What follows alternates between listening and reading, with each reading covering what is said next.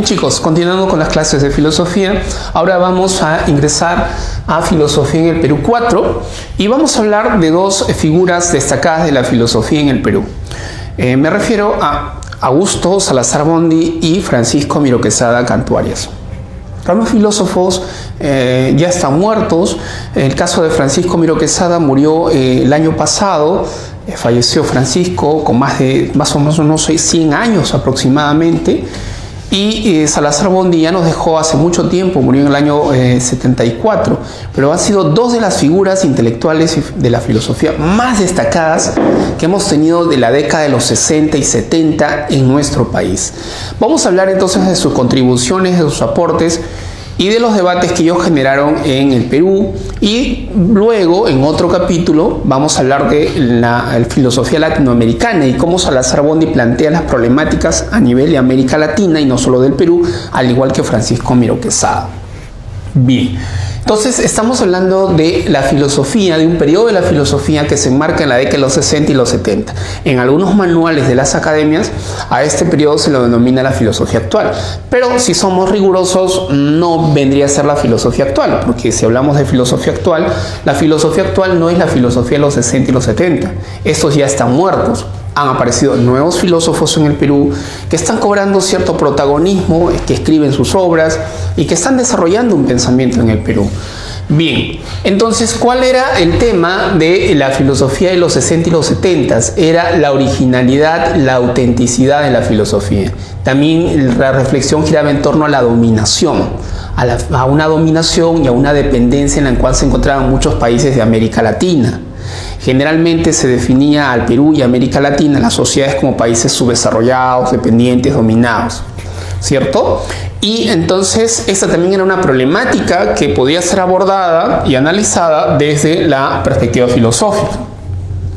Salazar Bondy tiene una postura de corte humanista y que a su vez tiene varias influencias, pero principalmente una influencia de tipo existencialista en su concepción acerca del hombre y del humanismo, ¿ya? Aunque también hay planteamientos originales dentro de su humanismo, pero en términos generales podemos decir que hay cierto humanismo de tipo existencialista, un humanismo de izquierda, por supuesto, existencialista, incluso marxista en sus ideas, que pueden provenir, si rastreamos esto de repente de Sartre, por ejemplo, podría ser de Merleau-Ponty y otros autores. ¿Cuáles son las fuentes filosóficas o las etapas filosóficas que ha atravesado Salazar, o las influencias que él ha tenido? Por ejemplo, hay una etapa fenomenológica, una etapa marxista, una etapa analítica en el pensamiento de Salazar Bondy. Salazar de algún modo pretendía un proyecto su proyecto de filosofía, en su programa filosófico, hacer una síntesis de estas tres corrientes y obtener lo más valioso de las tres. Lamentablemente no pudo lograrlo porque él muere, fallece, ¿ya? Y pues deja inconclusa muchas de sus obras que no se terminan, que no se concluyen, ¿ok? Aquí mencionamos algunas de las obras de Salazar de suma importancia: Historia de la ciencia en el Perú contemporáneo, que mencionamos al empezar en una clase anterior, ¿ya? Una obra en 2 tomos, 2 volúmenes, donde podemos estudiar los diferentes periodos de la filosofía en el Perú. Un ensayo muy conocido como La cultura de la dominación, que en un comienzo se titulaba Cultura de la dependencia. Salazar le va a cambiar el término después de exponer este ensayo en espacios públicos y donde va a recibir críticas y obviamente producto del debate él hace esa corrección y va a hacer un análisis de la cultura de la dominación que ahorita vamos a ver. También tenemos el libro Existe una filosofía en nuestra América, con signo de interrogación, que tiene que ver justamente con el debate a nivel latinoamericano, ya de si nuestra filosofía es original, es auténtica o simplemente es una copia de la filosofía europea. Una de las ideas o tesis de Salazar es que en el Perú hay una cultura de la dominación. ¿Ya? Una cultura de la dominación. Esta cultura de la dominación lo que justamente permite es la opresión, que los países del tercer mundo vivan en condiciones de opresión, de sometimiento por países imperialistas o del primer mundo desarrollados. Entonces, esta idea de dominación tiene características. ¿Por qué se caracteriza esa cultura de la dominación en el Perú? Esa cultura de la dominación en el Perú Señala Salazar, se caracteriza por una tendencia imitativa. Esa cultura de la dominación nos conduce a los peruanos a imitar, siempre estar imitando lo extranjero, lo foráneo, ya como si eso fuera mejor que lo nuestro. Entonces hay una tendencia a la imitación de los productos culturales de Europa, los productos culturales de Estados Unidos, etc. Entonces tendencia imitativa. Tendencia imitativa, ojo, como parte, como característica de la cultura de la dominación, puede ser en la educación, en la filosofía, en las diferentes expresiones de la cultura. Hay una tendencia imitativa. Falta de vigor creativo, o sea, no tenemos ese afán de crear, sino de copiar o reproducir o imitar básicamente. Nos falta ese vigor, esa fuerza, ese espíritu creativo, dice Salazar. La inautenticidad también es otro rasgo característico de la cultura de la dominación que hay en el Perú. La desintegración, un país desintegrado, ¿ya? Inorgánico, desarticulado, desequilibrado, hay desequilibrios en nuestra sociedad, ¿ya? No es una sociedad homogénea, una polarización también, ¿ya? Polarización política, ideológica en nuestra realidad peruana, y el Perú es un país, como lo mencioné hace un momento, caracterizado por su desarrollo, por la dependencia, la dominación frente a otros países dominantes. Entonces, frente a esa cultura de la dominación, tiene que plantear una cultura de la liberación, o para ser más precisos, una filosofía de la liberación. O sea, en Salazar también encontramos una filosofía de la liberación. A propósito de esta idea de filosofía de la liberación, su discípulo, el discípulo de Salazar, que también ya murió, David Sobrevillas, sostenía y defendía de que Salazar Bondy es, sin lugar a dudas, uno de los fundadores, uno de los padres de la filosofía de la liberación latinoamericana. Actualmente se reconoce como fundador o fundadores de la filosofía de la liberación a los argentinos. Incluso hubo un debate entre argentinos y mexicanos. ¿Quiénes dieron origen a la filosofía de la liberación? ¿Los argentinos o los mexicanos? Los argentinos, por ejemplo, Cerruti, ¿ya? Y el otro argentino es Enrique Dussel. Y estos argentinos, curiosamente, migran a México y radican en México, están vivos, son profesores allá en la Universidad de la UNAM. Y un mexicano, que de algún modo para algunos es el que también es el padre de la filosofía de la liberación, y que la filosofía de la liberación surge en México, es Leopoldo Sea. Entonces había una disputa, y David Sobrevillas defiende que en esta disputa también debería estar el Perú, porque tenemos a Salazar como una figura emblemática y señera de este pensamiento de la filosofía de la liberación, porque Salazar también estaba planteando esto desde el Perú. Pero para los argentinos y los mexicanos, Salazar Bondy representa un mero antecedente de la filosofía de la liberación, nada más. Por ahí lo mencionan, pero no le dan la importancia y el papel que debieran darle al pensamiento filosófico de Salazar Bondy. Entonces Salazar también plantea una liberación, una filosofía de la liberación que busca sobre todo romper los lazos de dependencia, de dominación, y cancelar el sistema ya capitalista que justamente promueve este tipo de situaciones. Ok, bien. Otro dato importante es que Salazar conoce a Enrique Dussel. O sea, Salazar es invitado a congresos a nivel internacional. Salazar viaja a muchos países y se reúne en congresos y conoce a las grandes figuras de la filosofía latinoamericana. Y entonces incluso cita a algunos de estos pensadores, y estos pensadores también de algún modo se vieron influenciados por Salazar. En el ámbito de la educación, Salazar va con su proyecto educativo, busca forjar a un hombre nuevo, decía Salazar. La educación tiene que forjar a un hombre nuevo en una sociedad nueva, ¿ya? Por medio de una educación liberadora. Y esa educación liberadora debe ser una educación crítica del sistema social, de la dependencia, de la dominación del orden existente. Debe ser una educación creativa. La creación es fundamental. Debe ser una educación también cooperativa, ¿ya? Cooperativa. Con rasgos de la educación liberadora que estaría proponiendo Salazar Bondy. Ahora bien, como Salazar era un profesor de San Marcos, también escribió libros sobre educación, sobre filosofía y la educación. Tiene varios ensayos, incluso tiene un libro sobre didáctica de la filosofía. ¿Quién mejor que Salazar para aconsejarnos de cómo hacer una reforma de la educación? Salazar era una persona indicada. Es por eso que Salazar es convocado por el gobierno de Velasco Alvarado Estamos hablando del gobierno de Velasco Alvarado en los fines de los 60, ¿ya? Inicios de los 70, es convocado Salazar para conformar la Comisión de la Reforma de la Educación. Salazar es invitado y trabaja en este proyecto de la reforma de la educación, pero lamentablemente Salazar muere y también el proyecto de Velasco sufre un impasse porque sale del poder e ingresa Bermúdez.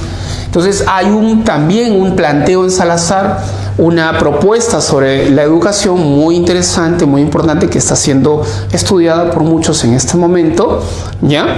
Incluso Salazar publicó muchos libros, o sea, promovió la publicación de libros y para educación secundaria en esa época, pero que hoy en día ya ni circulan ya.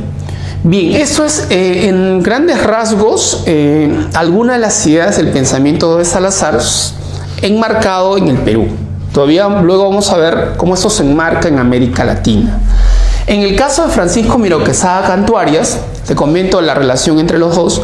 Salazar Bondy fue alumno de Francisco Miró Quesada. Miró Quesada fue su profesor en San Marcos.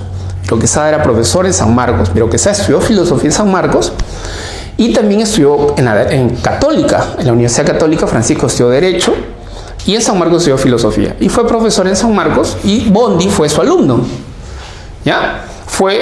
Salazar Bondy fue el alumno de Francisco Miró Quesada. ¿Ya? Salazar fue un alumno destacado, a tal punto que Francisco a veces no le tomaba examen, ¿no? Se encontraba con Salazar. Salazar, tú no tomas examen, no te preocupes, ya te aprobé ya. Tú no necesitas pasar un examen. Francisco Miró Quesada tiene una postura humanista también, pero el humanismo de Miró Quesada evidencia cierta influencia kantiana, ¿ya? Un humanismo kantiano. Basado en un principio, el humanismo de Miró Quesada, o la concepción que él tiene, se basa en un principio que se denomina autotelia. ¿Qué significa autotelia? Auto significa uno mismo, acá está autos, uno mismo, telo significa fin. ¿Qué quiere decir eso? Uno mismo es el fin. El hombre es un fin, es el fin y no un medio. Esa idea de que el hombre es un fin en sí mismo, que tiene que ver con el valor de la dignidad, el valor moral de la dignidad, es una idea que también está presente en Kant. Porque Kant plantea los imperativos categóricos y uno de ellos es el imperativo de que debe tratar a la humanidad o al hombre como un fin en sí mismo y no como un medio. O sea, estas ideas sí tienen procedencia kantiana. Y Miró Quesada va a reflexionar sobre esto en el caso peruano y va a hablar del principio de la autotelia y del humanismo ya regido por este principio. Entonces, según este principio del humanismo, el hombre es un fin en sí mismo y no es un medio o instrumento de otros. O sea, yo no soy un instrumento, una cosa, un utensilio que sea usado por otros. No soy cosa, no soy un útil. No soy una cosa que puede ser comprada y vendida. No, soy un ser humano, una persona, y merezco el máximo respeto, es decir, dignidad. Entonces, aquí lo fundamental en el planteamiento de Miró Quesada, que tiene que ver, eso sí, no lo olvides, con una obra, de eso que estamos señalando, tiene que ver, está contenido en una obra. ¿Cuál es esta obra, profesor? Una obra muy conocida como Humanismo y Revolución. Ahí va a plantear este tipo de ideas, ¿ya? Donde también señala que uno debe reconocer la dignidad. O sea, con este humanismo, basado en este principio de la autotelia, se busca reconocer la dignidad y la nobleza del ser humano. La dignidad y la nobleza del ser humano para luchar por su liberación, dice. O sea, Francisco también habla de liberación, pero no en el mismo sentido que Salazar Bondy y no en el mismo sentido que Leopoldo Sea o Enrique Dussel y Ceruti. Digamos que Francisco no ha tenido ninguna injerencia sobre la temática de la filosofía de la liberación. Él está hablando de otro tipo de liberación de tipo político, social, y habla de una liberación, pero desde un enfoque muy racionalista. Ya, él va a tener una concepción fuertemente racionalista ya en sus ideas y incluso podemos hablar de un proyecto racionalista de la sociedad, ¿ya? Dice acá del principio de la autotelia, según Miró Quesada, se deducen o se derivan los otros principios y los otros valores. O sea, Miró Quesada tiene una metodología en su libro y en su obra, una metodología analítica. Entonces siempre hay argumentos y en esa estructura hay argumentos y hay conceptos que se van desprendiendo uno del otro. Todo está concatenado en su argumentación. Es muy riguroso en ese sentido de cómo formula, de cómo expresa las ideas. Y entonces él dice que del principio de la autotelia se deducen o se derivan los otros principios y valores.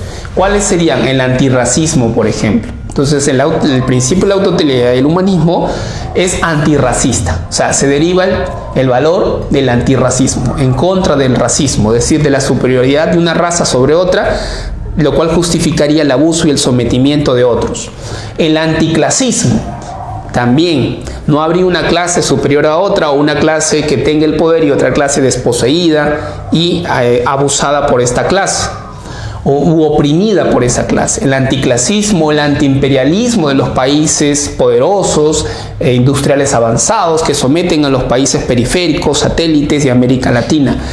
La solidaridad también entre los pueblos y entre los seres humanos. Todos esos principios o valores son derivados del principio de la autotelia que conforma justamente el proyecto humanista de Miró Quesada.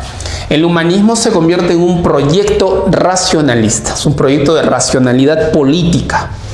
¿Y eso qué quiere decir? Quiere decir que la acción política debe fundarse en la razón. O sea, toda acción política se funda en la razón, debe fundarse en una razón, ¿ya? En una razón para organizar la sociedad. Para organizar la sociedad, una sociedad justa. Tiene que haber fundamentos racionales, una concepción racionalista de la política muy marcada, muy fuerte en el pensamiento de Francisco Miró Quesada, sobre todo expresada en este libro que te mencionaba, que se titula Humanismo y Revolución. Entonces, aquí está este libro, esta obra, pero no es la única obra, él ha escrito mucho. Francisco Miró Quesada ha sido muy prolífico entre artículos y libros relacionados a muchos temas como la física, la matemática, y hay un dato fundamental que también tengo que mencionar o señalar, que Francisco Miró Quesada, escúchalo bien, introduce en el Perú la lógica matemática. Uno de los grandes aportes de Francisco, quien estaba dedicado más a la lógica, a la epistemología y a la matemática, es introducir la lógica matemática en el Perú, los estudios de lógica matemática en el Perú y de epistemología. Esas eran justamente las líneas de investigación de Francisco, a diferencia de las líneas de investigación de Salazar Bondi, que estaban vinculadas más a la cultura, estaban más vinculadas a la educación, ¿ya? A la cultura, a la educación y al análisis de la realidad nacional, de la realidad social. En el caso de Francisco, vemos que está interesado más por lógica. Y eso tiene que ver justamente con la forma en la que te comento, la forma en que conoce a Leopoldo Sea. Leopoldo Sea viene al Perú, y cuando viene al Perú conoce a Francisco. Y en este encuentro entre Leopoldo Sea y Francisco, recuerda que Leopoldo Sea viene de México, y Leopoldo Sea está trabajando en México, se está dedicando a hacer historia de las ideas, ¿ya? Historia del pensamiento mexicano, de las corrientes de Europa que han influido y cómo se han manifestado en México. Por ejemplo, el positivismo en México, por ejemplo. Pero en México, no el positivismo de Comte en Francia, sino el positivismo en México. ¿Qué positivistas hay en México y cómo se ha plasmado, cómo se ha reconfigurado ese positivismo? Si es un positivismo copiado o es un positivismo adaptado, modificado, etc. Y entonces, ese era el interés de Leopoldo Sea, hacer historia de las ideas o del pensamiento y del impacto y la recepción que se ha tenido aquí en América Latina. Y cuando se encuentra con Francisco, le pregunta qué está haciendo, ¿no? ¿Qué está investigando, sobre qué está escribiendo? Y Francisco le contesta de que está escribiendo, está pensando, está avanzando un libro sobre lógica. Entonces, un libro sobre lógica la reacción de Leopoldo Sea era, pues, ¿para qué estás haciendo un libro sobre lógica? Lo que deberías hacer es estudiar la lógica en el Perú, le dice. No la lógica europea, sino la lógica en el Perú. Y a lo que Francisco le responde de que en el Perú no hay lógica, ¿no? Entonces, obviamente, Francisco estaba equivocado, porque sí hay estudios de lógica en el Perú. Ya se han hecho publicaciones sobre estudios de la lógica en el Perú que se han recepcionado desde el virreinato, desde la colonia. Y entonces ahí tú puedes notar cierto sesgo, en el caso de Francisco, medio eurocéntrico, privilegiando la cultura universal europea, y un Leopoldo Sea que está, de algún modo, inclinándose a un estudio más regionalista del pensamiento de la filosofía. ¿Ok? Nota, el principal proyecto, uno de los principales proyectos durante la vida de Francisco, a lo largo de su vida, Francisco siempre estuvo dando vueltas sobre este proyecto y avanzando, es justamente desarrollar una teoría de la razón. ¿Ya? Una teoría de la razón. Francisco quería elaborar una teoría de la razón o de la racionalidad. Ese va a ser el principal proyecto o más ambicioso proyecto que, bueno, se traduce en publicaciones. O sea, llegó a publicar algunos textos, libros, pero no hay una teoría de la razón acabada o terminado, definitivo en Francisco, porque murió. Pero esos eran unos principales trabajos que estaba realizando en gran parte de su vida.